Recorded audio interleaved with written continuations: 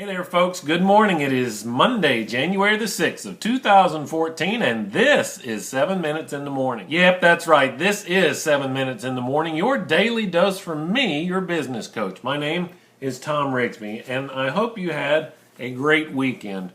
On Friday, I had the opportunity to spend some time with some great people here in town.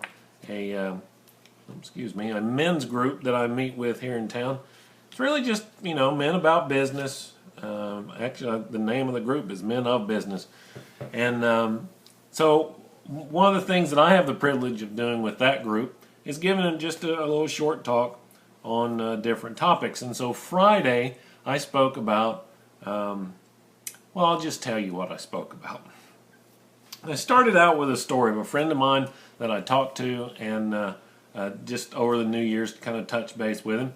And he, was relating to me that he had been out on New Year's Eve, and he's kind of a craft beer guy, so he had, several beers, and then they had some scotch and cigars and whatnot. And it came time to go home, and he realized that, he probably had had a little too much to drink. So he said, I did something I've never done before, Tom. I took a cab. And I said, well, good for you. And he said, yeah, it was a good thing, too, because on the way home, there was this police checkpoint. And so, but being in a cab, just got waved right on through and no problem. I said, wow, that's really great. And he said, yeah, now all I have to do is figure out what to do with this cab. Now, that's a funny story, but it has an important point, right? And it's that checkpoint. And what I want to do is talk about checkpoints, and in the story, I kind of use the police as the people that help keep us on track.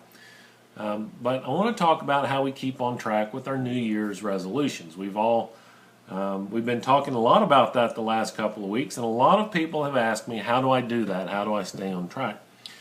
So just a few quick stats. Somewhere around 107 million Americans will make a New Year's resolution. Unfortunately, I don't have the stats outside the U.S. I apologize for that, but we'll just run with these stats for today. 107 million people in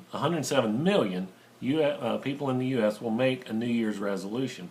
Out of that 107 million, only 8.5 million will keep it until the end of the year. So the question then is why? Maybe they have perfection issues. If I can't do it perfectly, then why would I want to do it at all? Maybe they have a fear of failure, or maybe they even have a fear of success. And sometimes, and this is why I think most of them are most deeply rooted, they really don't want to do it in the first place. They're doing it because somebody else is encouraging them to do it, or they feel like it's the right thing to do, but deep down inside, they really don't want to. Well, what happens with us? I mean, certainly that's not us. We've gone through a process and defined some great goals and resolutions for 2014. Why? What would be our roadblock to keep us from reaching those? Well, I call it the dip. And that's not original to me. I get that from Seth Godin. Great author, great books. And his suggestion is that once we get over the newness of doing something new, there's a little bit of excitement and you're just anxious to get started. You're committed to it for the short term. You get into it. But once it kind of turns into this daily routine, it's far less exciting than it was before. And you kind of lose a little bit of the momentum. You go down in a dip. And then to get out of the dip is a much steeper climb coming out. And so we look at that and we think, wow, that's such a huge hill I have to get up. I'll just quit, right? I think that's what happens to us most of the time. Especially as business owners, we start the year, and then the other thing that happens is we rationalize giving up on that goal. Well, business conditions have changed, and so I need to change my approach. Yeah, well, that can happen. I believe that business conditions change inside a year, especially if you're in an online business. Things can change almost day to day, it seems. But honestly, if they change that fast, then you missed something big. It's very likely that you missed out on something big and you just weren't prepared for the change. I think really 99% of the time it's the dip that gets us. So how do we keep the dip from blowing our New Year's goals? Well, I say that there's two ways, and both of these require something that I say is very important for the business owner. It's communication, right? The first one is to communicate with your stakeholders, right? Your friends, your family, your employees, your customers. Here's what I plan to do this year. If you put that message out there, right, it's much harder to not follow through on that goal.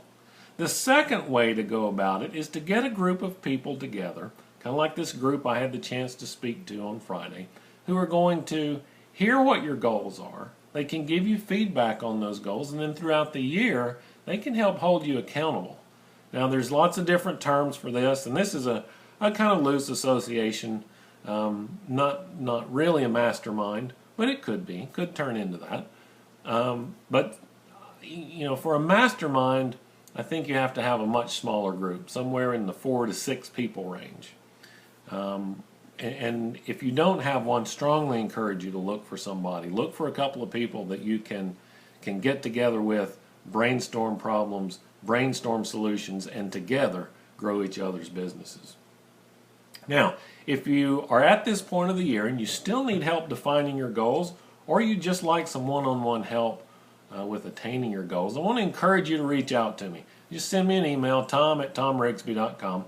I am willing to help you get started this year. And my contribution to your success, only in the month of January, that's not true.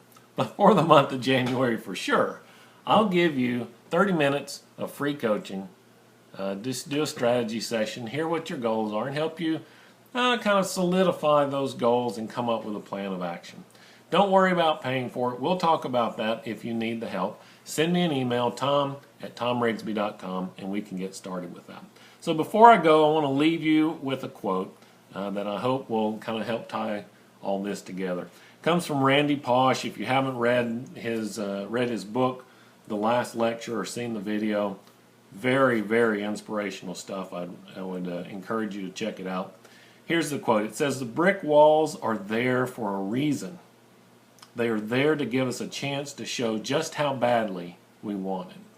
Don't let the brick wall stop you from reaching your goals. Look them square in the face and tell them, I will not let you stop me. I'm going to achieve this goal anyway." So I'll be back with you tomorrow. We'll talk about a brand new topic tomorrow. I hope this has helped. Remember, if you need help getting your goals set or setting out a plan of action for the year, give me an email, shoot me an email, tom@thomrigsby.com. I'll be happy to help. Until tomorrow, my name is Thom Rigsby, and I am your business coach.